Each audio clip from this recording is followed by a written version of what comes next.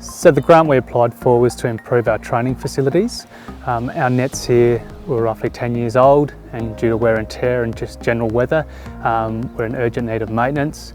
The money that's been provided has gone a long way in repairing the nets and providing a safe environment for our training facilities.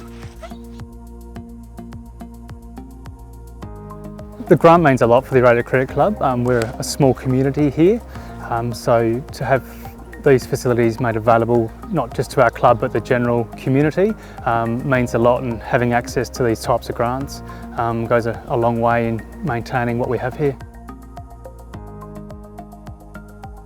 The grant process was really straightforward and really easy to work through. The online platform that was made available was very intuitive and really simple to use.